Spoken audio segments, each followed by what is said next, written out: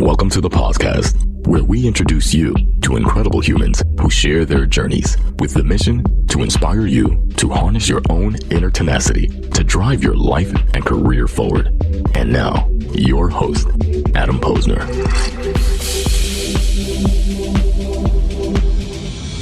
Welcome back. I'm with my buddy Mike Stafiej from ERIN. First time, long time, actually second time. Actually, I know this guy pretty well. We've done this dance We're before. buddies. You said buddy. We are buddies. You put a label on it. No, we are Thank buddies. you. Thank you. We're friends, we're partners, we're clients, all of the above. We hang, someone that I deeply admire, not just as a friend, but also as a business owner. I've been watching for the past year firsthand what you guys are building, and it's exciting. The ups and downs, the trials and tribulations of being a business owner, seeing the good times, seeing the struggles there. We're going to get to the struggles in a moment here. But for everyone out there that does not know you, tell us who you are and what you guys do over there. I like this intro. This is good. I should do this more often. Mike Stafiej, ERIN is an employee referral platform. So we help businesses automate everything from referral to payment and everything in between. How is your product going to put recruiters like me out of business? Well, It's funny you say that. we're not going to put the good recruiters out of business. Or So the mediocre good- at best. Mediocre, gone. No, I'm just We kidding. could talk about that later. So it's a good question. We don't put recruiters out of business. What we do is we help good recruiters find the right candidate. So the cool thing about employee referrals is that universally, whether you're using a platform like us or not, recruiters like referrals, right? It's much higher conversion rate, much more cost effective, and much faster, right? So I think we just amplify good recruiters. Well, if anybody's really interested to find out more about what they did, they could go back to our episode that we did a year ago at Transform. We're going to link that up. But let's lift up the hood. Let's go deep on this one here. I don't want to talk sales. I want to talk enterprise sales. You look around this conference room, there's buyers, there's sellers, there's a whole bunch of it. What is happening right now in the enterprise world? Are companies open to buying with this economy, with this regime in power right now? For sure. Well, no, look, I think change is happening, right? Good or bad, that's not the topic. Change is happening, though. And the one really important thing is that when change happens, that does not necessarily accelerate enterprise buying. So you get a much more cautious buyer. Not necessarily that they're not going to grow or that they're going to shrink. They're just waiting for things to settle down, right? So I feel like we've been waiting for things to settle down for like 10 years. 2 years, right? 10. Shit was not settling down in 22. Like it was on fire, right? However, you did see that go from 21, obviously white hot, 22, almost as good. 23, 24, things slowed down dramatically. You had banks collapse. I mean, the largest bank. Look at SVB. Yeah, the largest bank, and I know because we were part of it. The largest bank collapse since 2009, and it was bigger than like 25 banks that collapsed in 2009. I don't think people realize the scale from a financial impact. It was insane, right? It was crazy. And when that happened, you had a lot of people pumping the brakes. However, there's still a few trends happening. One, healthcare was accelerated dramatically, right? The other side is that you had kind of more thoughtful intentions, right? So again, not that people pumped the brakes, they're like, hey, we're not sure what's gonna happen. And at the same time, the stock market was going through the roof. So you have all these things happening, a cautious market with, honestly, just buyers. an economy that was rewarded for what was happening. And then you fast forward to now, you have a stock market that may not be as strong. We're not sure yet. We're not sure. It is just a crapshoot. Every single day that I look at the ticker. Well, I mean, we're down. We lost $5 trillion in the last 4 weeks, but could just be a little dip. Buy the dip. Don't buy the dip. I only buy the dip in Bitcoin. But I think all of that comes together now. So what you saw is a cautious market for 2 years with a white hot stock market. Now you have a potentially not white hot stock market. And maybe not, like that caution's not going to necessarily go away, right? So we just talked macro there. Let's bring it down to the micro level. We're talking about buying tech tools. How do you empower the champions within the organizations that you're selling to for them to champion to the decision makers to pull the trigger? 100%. Yeah, that's a great question. And I'm glad. I'm modest over here. I'll tell you, when you have the right pieces in place, that's exactly what you want to do. but you can't force that, right? Meaning you have to have some motive. Like that person either wants to get promoted, or they want to make their company better, or they have an initiative Or that they see the they're financial embracing. impact of a product that yours is going to make in their organization. Yeah. So like they need to have some motive other than just like buy my things and you'll be good, right? But when you have some motive and then you truly partner with your customer to understand their problems, there's usually one North Star that they're trying to reach, which is, hey, if you decrease turnover by 5%, we're going to be golden. Or if you cut our time to hire in half, we're going to be golden. So those are the things you really need to find out, like what is important to them, what is important to the business, and then you need to partner with them on it. Like just because you buy tech does not mean it's going to magically go away. You have to actually be. Let's have a fun little chat about this. I call this the shiny object syndrome. CMO, the CEO, the CFO, they're like, we're having problems with our hiring pipeline, our sourcing, our screening, our recruiters, everything sucks. We need to go out there and find a tool that automates this. And they go out there and they allocate budget and they go buy this shiny object, and then they don't know how to implement it or use it. It's like me going out and buying a Ferrari, but I don't know how to drive manual cars. Now I have this beautiful car sitting in my driveway. Is that true? You don't know. Well, we can talk about that afterwards. We have to up my rate a little bit.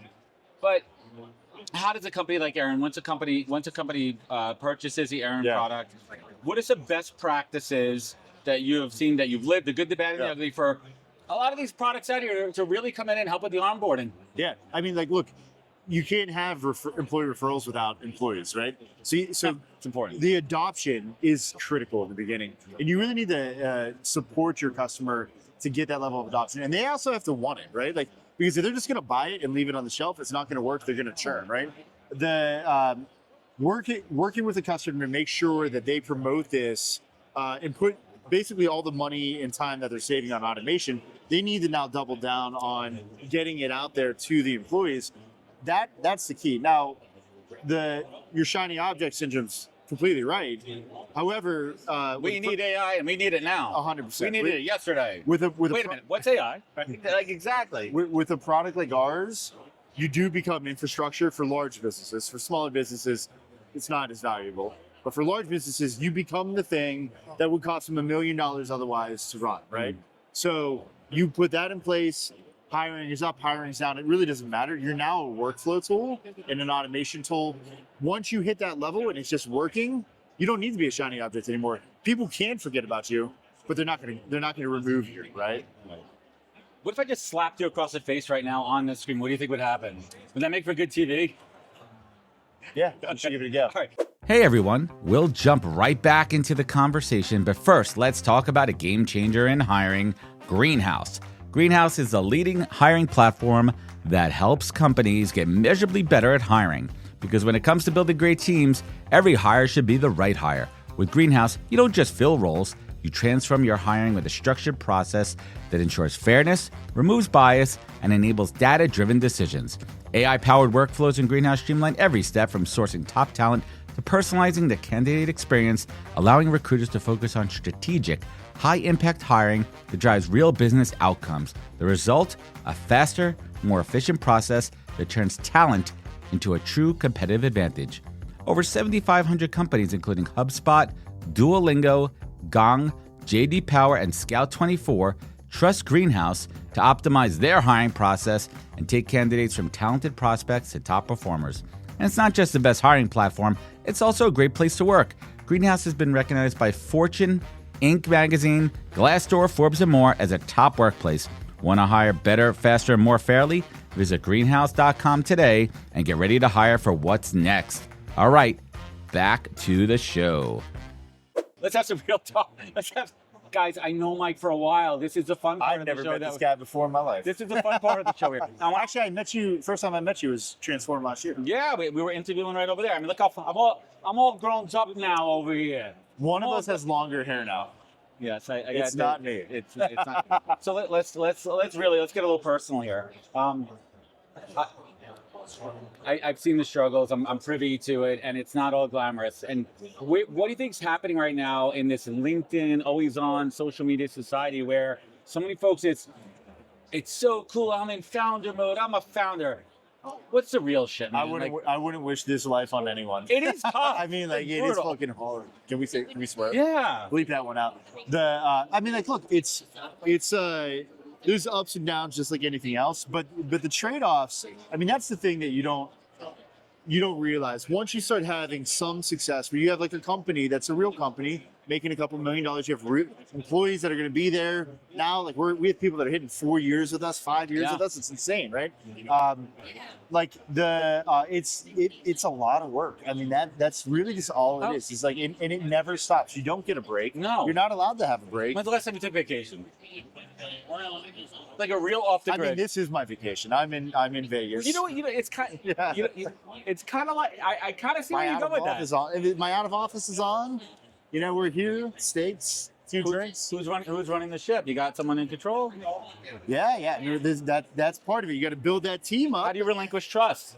Not relinquish, but you're trusting somebody where you could actually take a step back for a minute. So the way you do it is that you take your best shot, and then you realize you messed up and you shouldn't have trusted that person. You pull it all back, and then you try it again, right? So, but yeah, I mean, that's what's happening right now. The team's doing what they do. If we're hitting the rewind button and we're looking back a year from now, what are you most proud of from a company innovation or growth or culture perspective at ERIN 1 year ago from right now? I mean, our average customer size has gone through the roof, right? So we've gone from an average customer size of 30,000 employees to 45,000 employees. And I mean, and honestly, so, you know, you're asking about the vacation and the founder and whatnot. One of the lessons we learned is like you could be 1,000 employees, you could be 100,000 employees.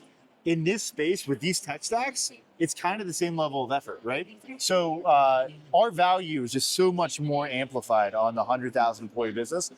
That's where we spend our time. And not that we should ignore these businesses. It's just that they don't need us as much as they do, right? So focusing on that and finding that focus and finding that kind of, I don't want to call it a niche, but just like falling into enterprise, you know, whether we wanted to or not, has allowed us as a business to really just spend our time wisely. What's keeping you up at night? I will tell you, I'm pessimistic on the hiring conditions for the year. I do think unemployment's going to be higher than we've seen in the last 6 years. I think the stock market's going to pull back. I think the housing market's going to pull back. However, when that happens, you'll see the VC market come back. I mean, so when you can't get 20% on the stock market, you're going to see private funding rebound a bit, which is going to. You don't think the gunpowder's drying up? I think the gunpowder has dried up, but people are sitting there waiting to take their next shot, right? This is the thing. This is the secret. These companies only get paid when they deploy the capital, right? Their commitments on funding only matter if they deploy it. So what you've seen in the last couple of years is that they've deployed bigger checks to less companies, which is was smart. They're wising up. Yeah, but when you see the stock market pull back and hiring conditions change a bit, you're going to see private companies come out of nowhere and sage advice from my friend Mike Stafiej over at ERIN here. Now we're going to leave someone with some advice here. As someone who burns the candle at both ends at these events,